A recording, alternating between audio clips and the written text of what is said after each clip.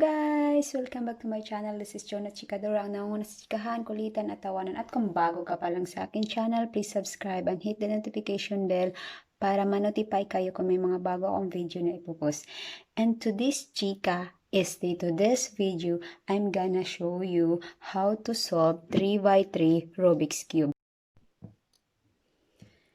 So, ito na nga guys, ituturo ko na sa inyo kung paano mag-solve ng 3x3 Rubik's Cube. So, bago ang lahat, kailangan nyo muna malaman kung ano yung mga basic about Rubik's Cube. Ang 3x3 Rubik's Cube ay may 6 na faces or minsan tinatawag na 6 side. Top, bottom, back, front, right, left. Minsan tinatawag ng upper side, down side, back side, front side, right side, and left side. Ang 3x3 Rubik's Cube ay may 6 na colors. Ito ay ang orange, opposite of orange is red, opposite of yellow is white, opposite of green is blue. Hindi mo siya pwedeng ilipat-lipat sa magkabilaang kulay. Pagtandaan nyo, pag orange, opposite niya is red. Opposite ng red is orange. Opposite ng white is yellow, green, and blue. So, yan siya guys. Hindi mo pwedeng ilipat-lipat. Okay? So, sa kabuuan, ang Rubik's Cube ay may 3 pieces. Ito ay yung centers, edges, and corners. So, at bago ang lahat, may kailangan lang kayong dapat nyo talagang itanim sa isip nyo kung ano yung Rubik's Cube, paano yung way ng Rubik's Cube. So, intindihin nyo yung connotation ng Rubik's Cube. Kasi pag hindi nyo naintindihan kung ano yung mga connotation ng Rubik's Cube, hindi nyo rin mabuo ang Rubik's Cube at hindi nyo siya masolve. So, kung ang connotation ay right or stands for R, right, pataas siya. So, pag sinabing RI, right inverted. So, minsan tinatawag siya ng right prime. So, ulit. Pag yung connotation is right, up, right inverted or right prime, down. So, pag left, pababa, left inverted, pataas. So, front inverted, back inverted, down inverted, up inverted. So, ang tawag dyan guys is, ang tawag sa mga yan is algorithm. Or minsan tinatawag na alg in short. So, yes, ito na guys. So, naintindihan nyo na guys. So, ngayon, naintindihan nyo na yung connotation ng Rubik's Cube. So, panahon na para isolve natin. Ituturo ko sa inyo kung paano mag-solve ng Rubik's Cube. So, first is we have to mix first. Mix the Rubik's Cube. Mix natin siya. Mix. Let's mix it. Mix.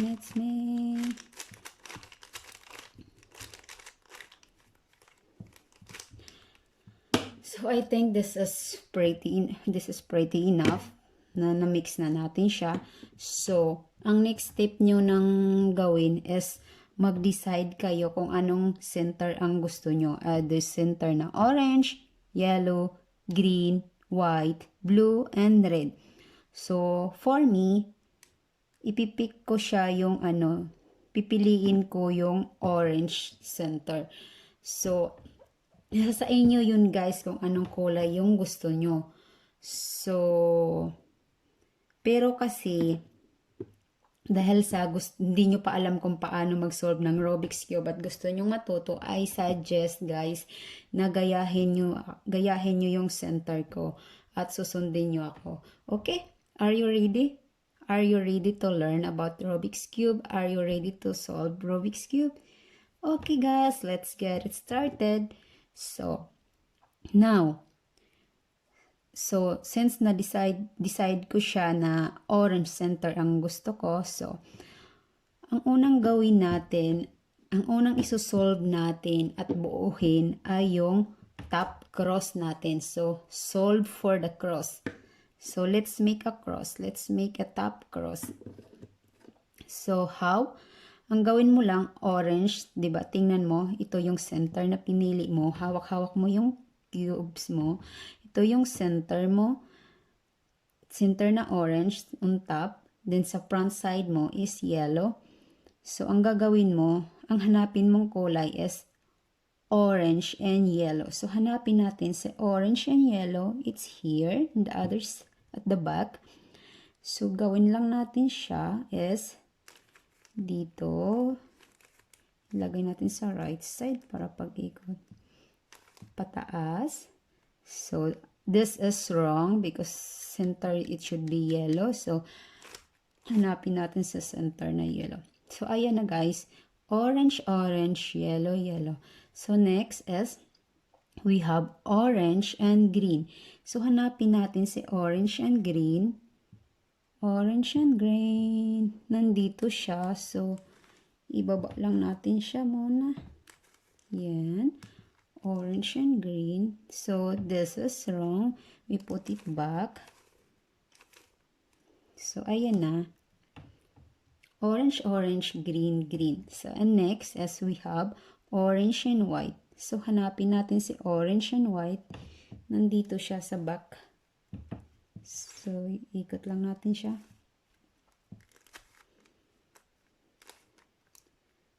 Orange, orange, white. Again, this is wrong. Hanapin natin yung center na white at ilagay. So, ayan na. Orange, orange, white, white. And next, as we have orange and blue. Para mabuo na natin yung ating top cross. Orange and blue. Ah, yes. Orange and blue. Nandito siya. Again, nandito siya sa sa back natin, second layer. So, again, this is wrong. Good na. Okay, here we go. Nakabuo na tayo ng ating top cross. Orange and blue. You see? As you can see, orange, orange, blue, blue, orange, orange, yellow, yellow, orange, orange, green, green, orange, orange, blue. White. So, since nakabuo na tayo guys ng ating top cross, na solve na siya, ang next step is to solve the 4 corners. Isosolve natin yung 4 na corners. So, paano naman ang pag-solve ng corners guys? Ang titingnan nyo, lagi nyong intindihin na ang corners ay may 3 kulay. So, hanapin natin yung mga 3 kulay. Paano ba hanapin yung 3 kulay? Paano natin malalaman? So, tingnan lang natin ang ating mga center. Orange, blue, and yellow. So, hanapin natin ngayon si orange, blue, and yellow. So, hanapin natin si orange, blue, and yellow. Nasaan ka? Oh, orange, blue, and yellow. Nandito siya sa kabilang corners. Ibaba na natin muna siya. At ibalik muna natin ang ating top cross. So, dapat guys, ito yung top cross natin. Dapat hindi siya buo pa rin siya. Dapat hindi talaga siya mawala. Lagi siyang cross pa rin. So, nasaan na yun? Nandito. So, nasaan na yun? Dito, yung isusolve natin is orange, white, and blue, right? So, itatapat lang natin siya sa corners na kung saan gusto mong ma-solve. So, nandito na. Orange here, white here, and blue here. So, ito na yun. Orange, white, and blue. So, ganito lang guys. Napakadali lang. Sundin nyo lang yung algorithm na ibibigay ko sa inyo. Okay? Right inverted, down inverted, right. Ayan, nabuo na siya agad. Nabuo na. orange, white, and blue. Minsan, hindi mo pa siya mabuo, pero yun pa rin yung algorithm na gagamitin mo. Right inverted, down inverted, right down, right inverted, down inverted, right down. Ganun lang. So, kaya nga, yun ang kahalagahan kung bakit kailangan nyo alamin, kabisaduhin yung connotation ng Rubik's Cube. So, next step naman is solve natin yung ibang corners. So, meron tayong orange, blue, and yellow. Hanapin natin. Oh, nandito na siya. Nandito na siya mismo sa corners na gusto mong isolve. So, again, right inverted, down inverted, right, down, right inverted, down inverted, right, down, right inverted, down inverted, right, down, right inverted, down inverted, right, down, right inverted, down inverted, right. O di ba guys, yung unang natin, kung napapansin mo, yung unang corners na sinolve natin, ang bilis lang, hanggang lang tayo, right inverted, down inverted, right. Hanggang doon lang tayo. Pero dito, paulit-ulit natin siyang ginawa nung right inverted, down inverted, right inverted, down inverted, right inverted, down inverted, hanggang sa malagay na siya sa tamang pwesto yung mga kulay niya. So, next is to solve ng natin. Meron pa tayong dalawang corners. So, orange, yellow, and green. So, hanapin natin si kulay orange, yellow, and green. Oh, here we go. Yes, again guys, itatapat natin siya sa corners na kung saan mo isosolve. So, orange, yellow, orange, and green. Yellow here, green here, orange here. So, again, right inverted, down inverted, right, down. No, sorry. Nabuo na pala siya. Ayan na, nabuo na siya. So, ang bilis lang, di ba? So, meron na naman tayong last na corners na kailangang isolve natin. Ito yung si orange, green, and blue. Orange, nandito ulit siya nandito na ulit siya sa pwesto niya. So, right inverted, down inverted, right, down, right inverted, down inverted, right, down, right inverted, down inverted, right, down, right inverted, down inverted, right, down, right inverted, down inverted, right. So, ayan na guys. Nabuo na natin yung top natin at the same time yung layer. Ayan. Yellow, blue, white, and blue. Yellow, green, white, and blue. Sorry guys. So, yung next step naman natin is isosolve natin yung ating second layer. So, para makasolve ng second layer, all you have to do is to find a letter T. So, let's form letter T. T letters. So, T letters. This one is T letters, pero hindi natin siya pwedeng isolve kasi yung ilalim niya is red.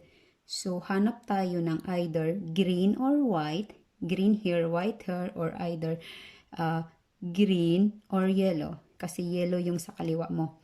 So, dahil ito hindi siya pwede, hanap tayo ng pwedeng letter. Pwede na magiging, ito. Green and yellow. Lagay lang natin siya. Nagiging T letters na siya. T letters. So, ngayon, nagbabase siya sa kulay na kung saan ka mag-start, either right or left. So, nagbabase siya sa kulay. So, since ang kulay is green and yellow, so yung kaliwa yung unahin natin pag-solve. So, nandyan na yung algorithms na susundan natin. So, yan, madali na lang isosolve. So, let's solve. Down, left inverted, down inverted, front inverted, down inverted, front. So, ayan na guys, nabuo na natin siya. Yellow and green. So, next is, hanap ulit tayo ng maka-form tayo ng T letters.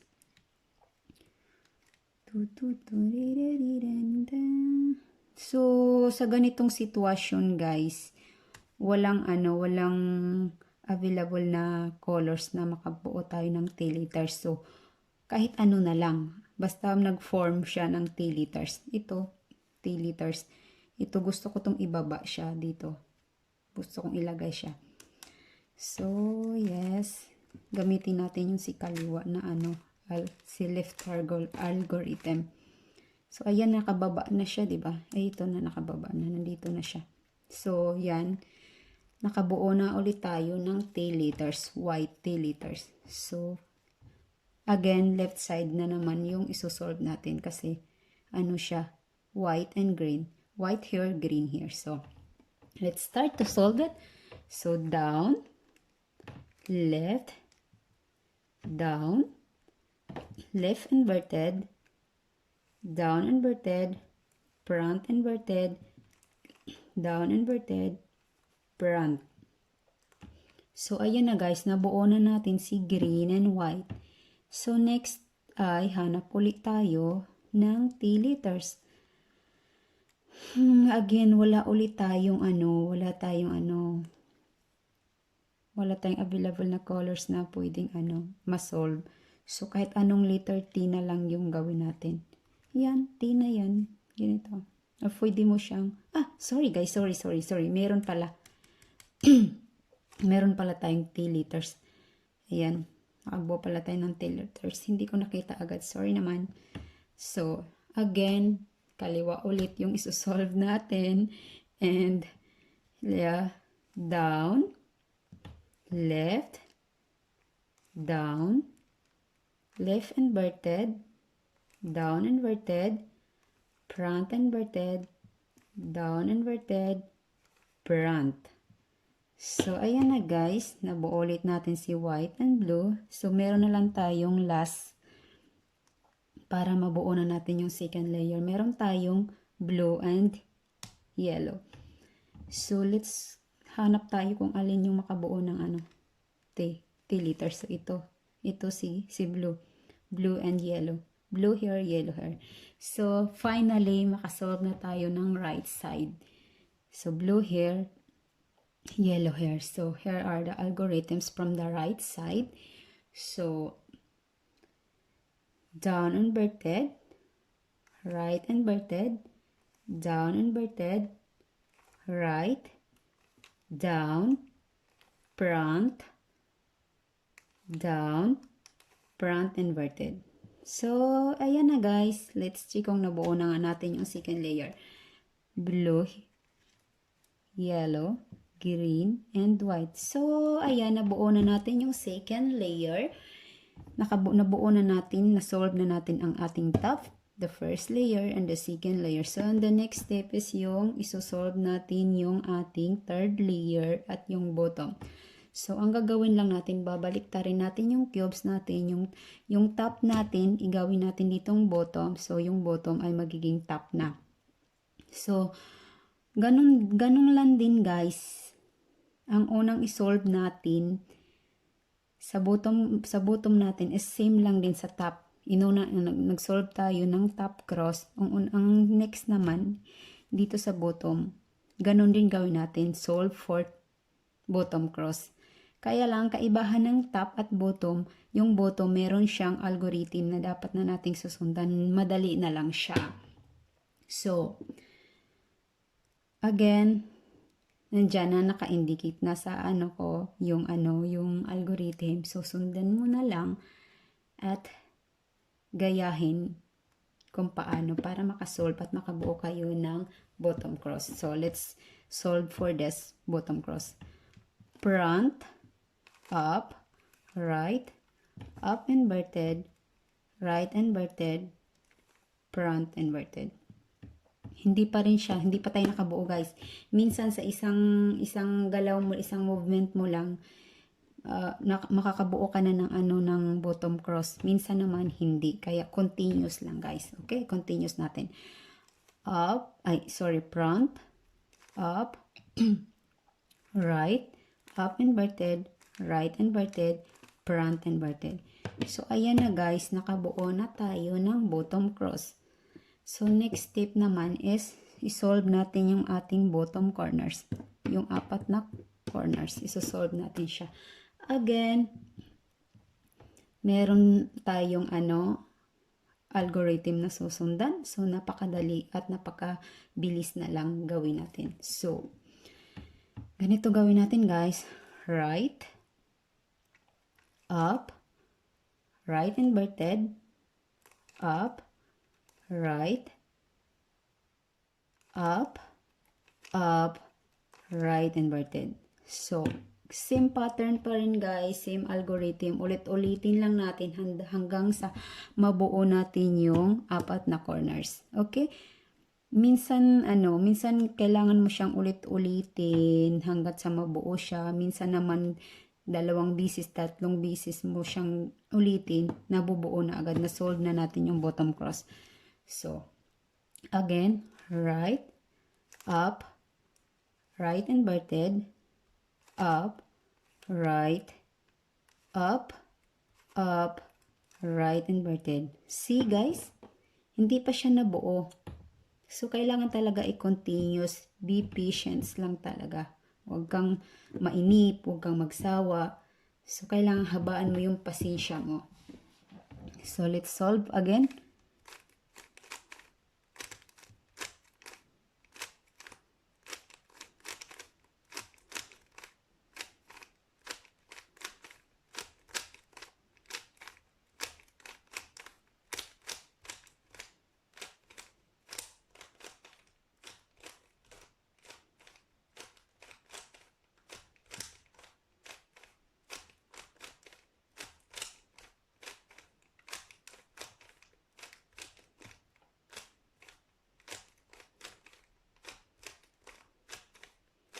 Ang tagal, di ba? Sabi ko sa inyo, minsan matagal eh.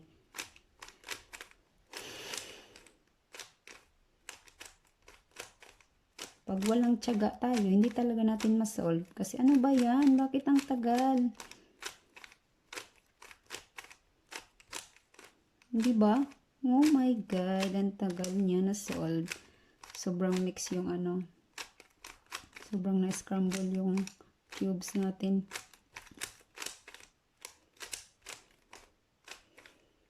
Ang tagal, di ba? Oh.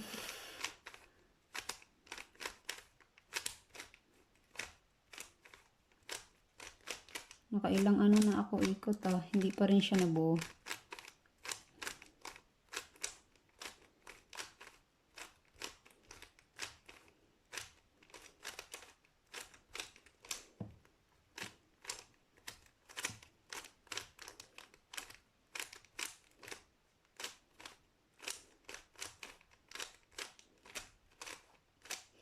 Yan, yan nga sinasabi ko sa inyo guys, na matagal talaga, may time talaga siyang matagal, may may time na depende siguro sa pagka-mix ng ng cubes. Hindi ba ang tagal?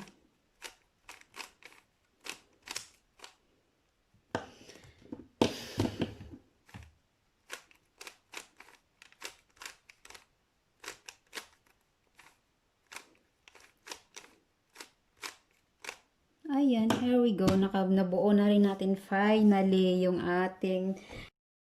So, ayan na nga guys. So, ito na. Nabuo na natin yung ating bottom cross. So, the next step is buuhin natin yung side corners. Para totaling mabuo na natin yung Rubik's Cube. Side corners. Since ito, meron na tayong na-solve na side corners, ang gagawin natin is sit aside natin siya at the back. Isit aside natin siya. Tapos, i-solve na lang natin yung tatlong corners, side corners. So, again, meron tayong algorithm na susundan. Madali na lang at mabilis. So, let's start it. Right inverted, front, right inverted, back, back, right, front inverted, right inverted, back, back, right, right. So, let's see kung na-solve natin yung mga corners. Blue, blue, white, white, green, yellow. So, na-solve na natin guys. So, since na-solve na natin yung side corners, next step namang isosolve natin is, next step and the last step is yung edge. Ito na lang, para totaling mabuo na natin yung Rubik's Cube. Yay! Konting pasensya na lang guys, konting tiyaga, marunong na kayo mag-solve ng Rubik's Cube. So, we have again the algorithm that we have to follow para mas mabilis at madali na lang. So, if, up, left, right inverted, front, left inverted, right, up, front. O, ayan na guys, finally, nabuo na natin ang ating Rubik's Cubes. Yay! Congratulations guys! Salamat sa panunood, salamat sa pagtsatsaga, at salamat at sa wakas, natuto kayo. But minsan guys, hindi sa isang solve mo lang ng yung edges, ma-solve mo agad siya. Minsan, ulit-ulitin mo siya hanggang sa mabuo mo na talaga siya. Ayan na. White, blue, yellow, red, or green, and orange. So, finally, nakabuo na rin tayo. Congratulations again, guys. So, last but not the least, meron akong ituturo sa inyo. Kanya, di ba, nabuo nyo na tong Rubik's Cube. Tapos, gusto nyo maglaro maglaro ng mga movements na maibalik pa rin siya sa same na ganito. So, simple lang guys. Turuan ko kayo ha. Ito, kamay nyo. So, ito yung kaliwang kamay nyo. Ito yung ring finger nyo, tsaka middle finger. Ilagay nyo lang dito sa gitna. Ito yung maliit mong kamay. Maliit mong yung anong tawag dito? Kalingki, ano ba to? Basta ito yung maliit, ilagay mo lang dito sa baba, tapos para to protect. Ito ang nito is taga ganito lang siya, para pang ikot mamaya. Ito yung dalawa is to protect sa cubes na hindi siya tawag nito. Basta hindi siya mawala sa landas. Kailangan hawakan mo siya ng mahigpit. Tapos ito, yan. Yung hinlalaki mo, dito mo ilagay sa gitna din.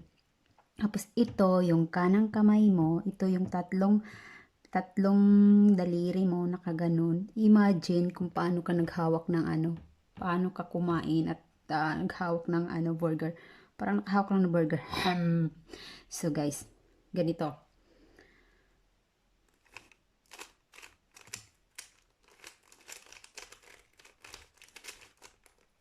Para mas mabilis. Madulas yung kamay ko. Ayan, buo na siya, di ba? Ganyan lang.